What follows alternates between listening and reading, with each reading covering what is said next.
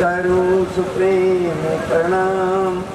अशुभ हरण मंगल करण धन श्री देव चंद्र जी नाम। श्री प्राणनाथ निज मूलपति श्री महराज सुनाम।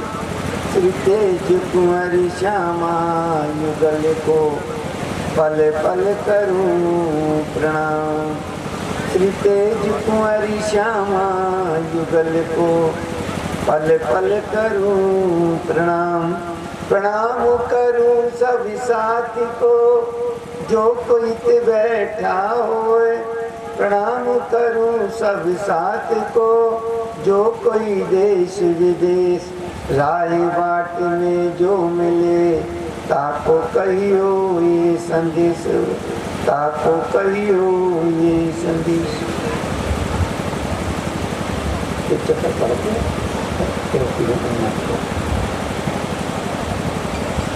ये जुमाने मुसाफिर के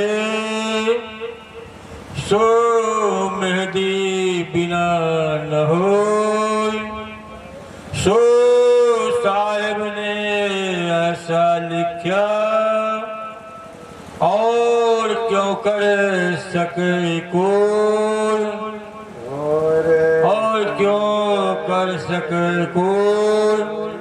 कहती हूँ मत को प्रणाम। कहती हूँ उम्मत को वे पारब्रह्म परमात्मा ख्याति जो सारी दुनिया के मालिक एक हैं,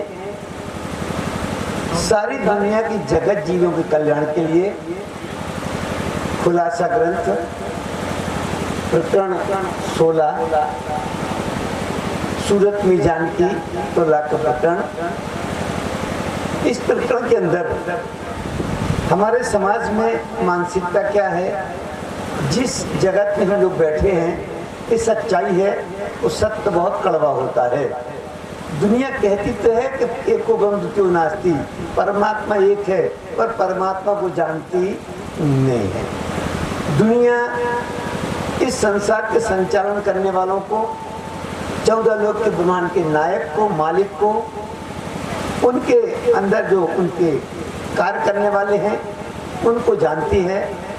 ये कटु सत्य है। जैसे अभी अपन लोग उत्तर प्रदेश में बैठे हुए हैं, तो उत्तर प्रदेश का मुख्यमंत्री नाम क्या है सबको पता होगा, बच्चों को ही पता होगा, बूढ़े लोगों को ही पता होगा, बगैर पढ़े लिखे लोगों को ही पता होगा। पर हरियाणा के मुख्यमंत्री का नाम पूछा जाए तो, मध्य प्रदेश के मुख्यमंत्री का नाम पूछा जाए तो, पंजाब के मुख्यमंत्री का नाम पूछा जाए तो मुख्यमंत्री बहुत हैं, नहीं है? फिर भारत का प्रधानमंत्री कौन है सबको पता होगा। गांव के बुढ़े आदमी से पूछो उसको ही पता होगा, बच्चों से पूछो उनको ही पता होगा। अभी यहाँ पर योगी आदित्यनाथ जी आ जाएं, सब लोग पहचान लोगे, उत्तर प्रदेश के मुख्यमंत्री जी हैं। नरेंद्र मोदी जी आ जाए, उनको ही पहचान लोगे। पर भारत का राष्ट्रपति कौन है उसका नाम हमारे भारत के 20% लोगों को पता नहीं होगा। और राष्ट्रपति जी यहाँ पर आ जाएं तो आप लोग पहचान नहीं पाओगे। नाम सुन लिया होगा टीवी में तो पता होगा किसी को, पर राष्ट्रपति जी यहाँ पे आ जाए ना तो आप लोग पहचान नहीं पाओगे। तो मुख्यमंत्री बड़ा होता है कि प्रधानमंत्री बड़ा होता है कि राष्ट्रपति बड़ा होता है? राष्ट्रपति बड़ा होता है। पर मुख्यमंत्री योगी आदित्यनाथ का नाम सबको याद है, सबको पहचानते हैं। नहीं पहचानते हैं क्यों? प्रधानमंत्री को क्यों, राष्ट्रपति को क्यों नहीं? तो मुख्यमंत्री और प्रधानमंत्री ये फील्ड में काम करते हैं। कहाँ के वर्कर हैं? फील्ड के वर्कर हैं, पब्लिक के बीच में जाते हैं, इसलिए पब्लिक इनको जानती है। पर राष्ट्रपति कभी पब्लिक के बीच में आता है, वो अपने ऑफिस में बैठ के काम करता है, इसलिए दुनिया उसको जानती नहीं है।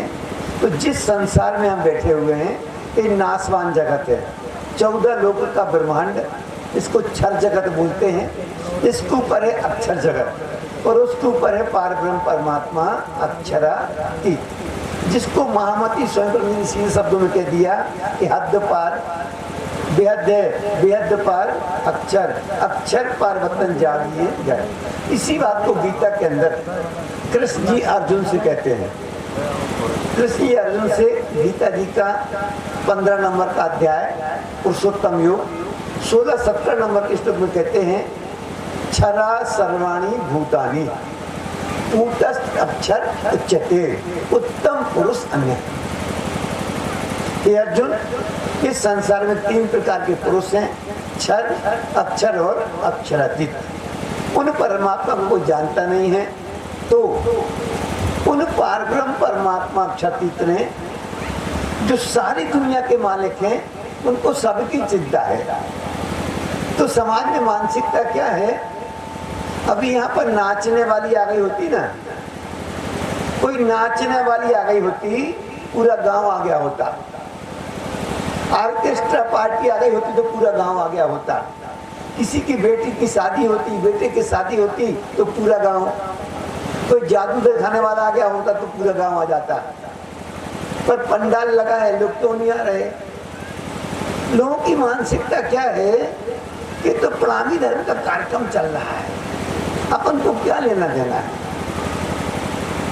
तो पारब्रह्म परमात्मा क्षतित सबके हैं, उनको सबकी चिंता है।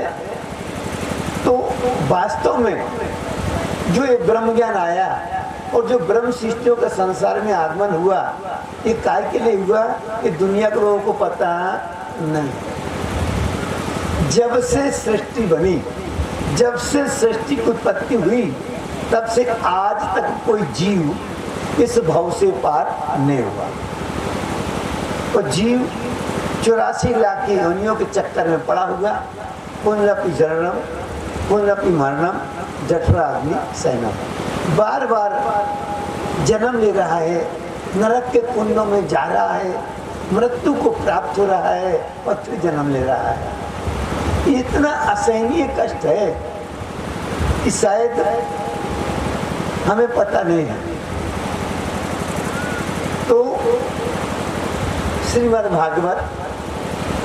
भागवत का 3 नंबर का स्कंद 31 नंबर का अध्याय, जिसकी हेडिंग है जीव की गति का वर्णन।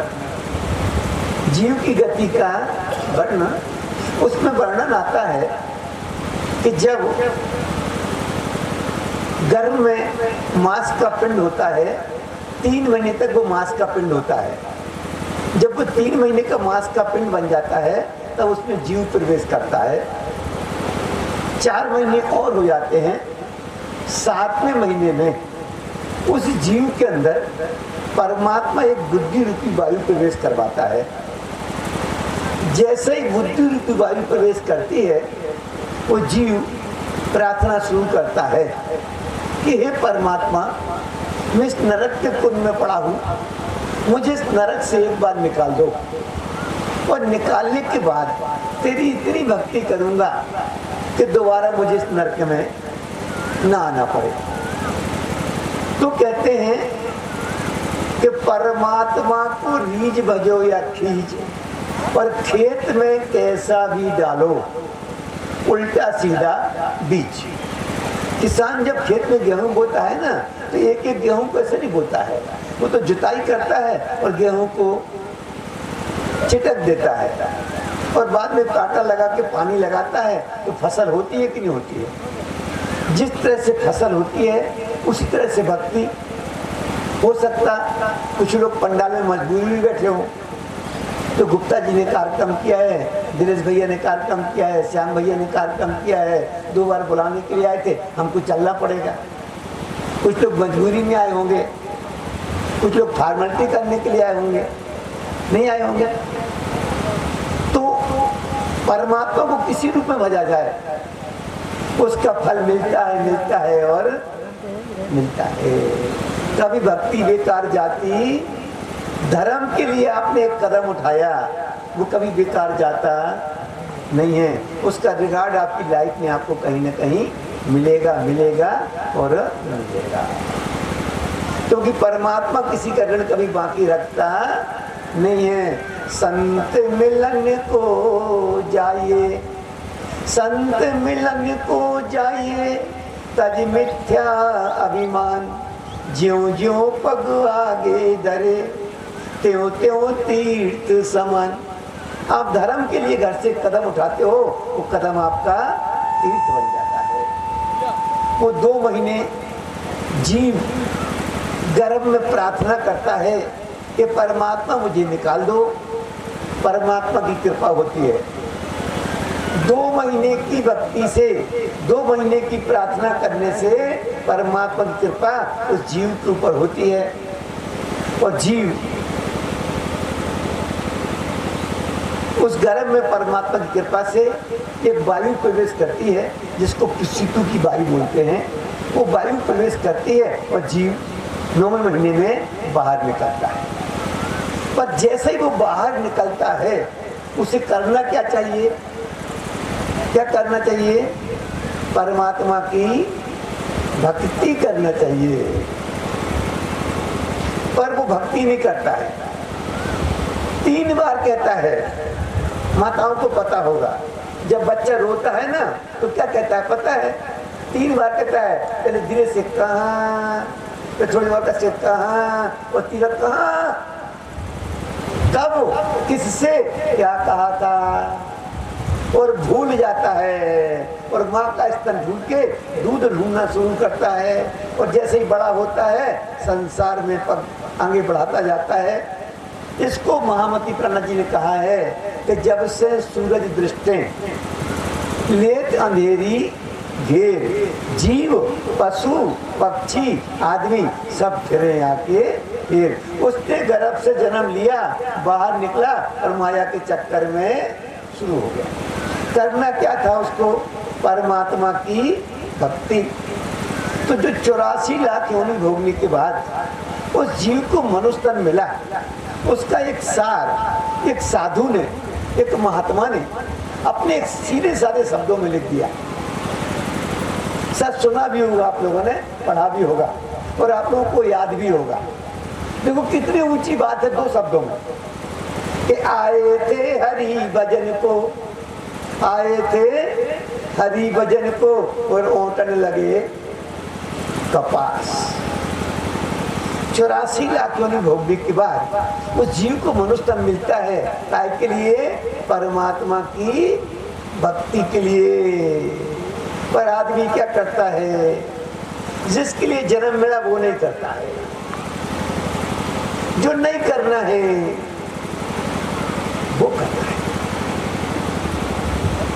वो क्या सोचता है कि हम परमात्मा को धोखा दे रहे हैं। तो आप लोग बैठे हो, मम्मी पापा बच्चों को स्कूल में पढ़ाने के लिए भेजते हैं। स्कूल में टीचर पढ़ाने के लिए लगा होता है। बच्चे स्कूल चले जाएं और स्कूल में नहीं पढ़े, किसको धोखा दे रहे हैं? वो क्या समझ रहे हैं कि हम टीचर को धोखा दे रहे हैं? वो क्या समझ रहे हैं कि हम मम्मी और पापा को धोखा दे रहे हैं? साल भर कॉलेज में जाओगे, परीक्षा होगी, बाद में फेल हो जाओगे। मम्मी पापा फेल होंगे, मास्टर फेल होगा, मास्टर की तनख्वाह का फर्क पड़ेगा। फेल कौन होगा? तब पता चलेगा कि हम अपने आप को धोखा देते रहे। इसलिए परमात्मा को कोई धोखा दे सकता नहीं। धनी न जाए किनको धूत्यो या बल सुपन धुता। हम परमात्मा को अपनी बुद्धि लगा के छल नहीं कर सकते, परमात्मा को बुद्धू बना सकते नहीं है। क्योंकि परमात्मा तन की जाने, मन की जाने, दिल की जाने चोरी। उस साहिब से क्या छिपा जिसके हाथ में डोरी। तो हम उन परमात्मा को ठगना चाहते हैं, धोखा देना चाहते हैं। किसका नुकसान कर रहे हैं? अपना। धोखा किसको दे रहे हैं? अपने आप को। तो ये जीव 84 लाख योनि भोगते भोगते मनुष्य तन को प्राप्त करता है। उसे भाव से पार होना चाहिए, पर मनुष्य तन वो करता नहीं है। इसी बात को एक शायर ने एक शायरी में बहुत प्यारे शब्दों में लिखा है, समझने लायक है। उसकी शायरी सुनने लायक है और समझने लायक है। उस शायर क्या कहता है कि खुदा ने दी थी जिंदगी, खुदा ने दी थी जिंदगी बंदगी के लिए, और इंसान जीने लगा जिंदगी जिंदगी के लिए।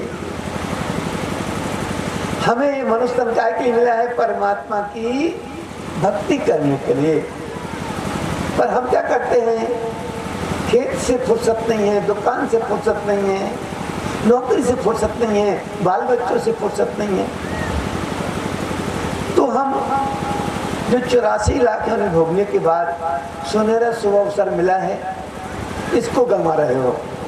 दूसरी बात, कि गांव के लोग, जहां तक के माइक की आवाज जाती हो, एक कार्यक्रम उन गांव के लोगों के लिए रखा गया है।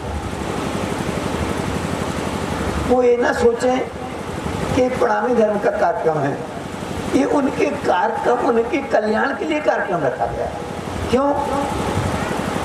परमात्मा दयालु होते हैं, परमात्मा कृपा के सिंधु होते हैं। परमात्मा आदमी नहीं है कि आपकी कोई से दोस्ती हो और 500 रुपया उधार मांग लो और वो नहीं दे पाए, तो कल से दोस्ती तेरी मेरी कट्टी हो जाए। परमात्मा ऐसा नहीं है। अरे वो भिखारी आते ना, मांगने वाले आते ना, वो भी बोला करते, क्या बोलते हैं? जो दे दे उसका भी भला, जो दे दे उसका भी भला, और जो ना दे उसका भी भला। तो परमात्मा भी ऐसे ही है। परमात्मा चाहते हैं कि जो मुझे जानते हैं, मानते हैं, पूजा करते हैं, उनका तो कल्याण हो। पर दुनिया के जो जगत जीव है बेचारे, जो पुनरपि जन्म पुनरपि मरणम जठराग्नि से ना, इनका भी कल्याण, उनके कल्याण के लिए परमात्मा सर्वदेशी, सर्वलायक और सबके लिए। तो जो गांव के लोग हैं वो अपनी मानसिकता को बदलें। ये निजानंद संप्रदाय ये किसी एक जाति विशेष के लिए नहीं है। निजानंद संप्रदाय ऑल वर्ल्ड, पूरी दुनिया के लिए, सारे जगत के कल्याण के लिए। वो पारब्रह्म परमात्मा क्षति सारी दुनिया का कल्याण करने के लिए इस मायावी जगत में आए हुए हैं। तो चौपाई की भी हम चर्चा करेंगे। चौपाई की चर्चा करने से पहले शायद जैसे पुराने जमाने में एक कहावत थी, अब तो कम है, सुनी होगी आप लोगों ने। पहले लोग पढ़े लिखे कम हुआ करते थे, नहीं होते थे। गांव का गांव अंगूठा छाप हुआ करता था, नहीं हुआ करता था। अभी भी होगा, अभी भी कोई गांव ऐसा होगा कि आधे से ऊपर गांव के लोग कैसे होंगे? अंगूठा लगाते होंगे। उनको क्या बोलते हैं? अंगूठा छाप। सो हिंदी में बुद्धू राम। क्यों? एक कहावत थी कि पढ़े लिखे कछु ना होए, पढ़े लिखे कछु ना होए, और हल जोतो सो उठिया भर होए। तो पढ़ने के लिए जाते नहीं। इसलिए हम लोगों की मानसिकता है कि धर्म करने से क्या फायदा होता है। अभी पंडाल में बुढ़े लोग बैठे हैं, कुछ माताएं बहनाएं आई हैं, कुछ छोटे बच्चे जो उधम कर रहे वो आए हैं। कोई 12 साल के बच्चे आए, 10 साल के बच्चे आए, 15 साल के बच्चे आए। क्यों? और नहीं आए तो क्या उनकी मम्मी ने उनको डांटा है कि बेटा कार्यक्रम चल रहा है जाओ? और 5 साल का बच्चा स्कूल जाना शुरू करते हो, स्कूल में नाम लिखवा देते हो, और मम्मी आज हमको स्कूल नहीं जाना है, तो क्या करती है मम्मी? पिटाई लगा के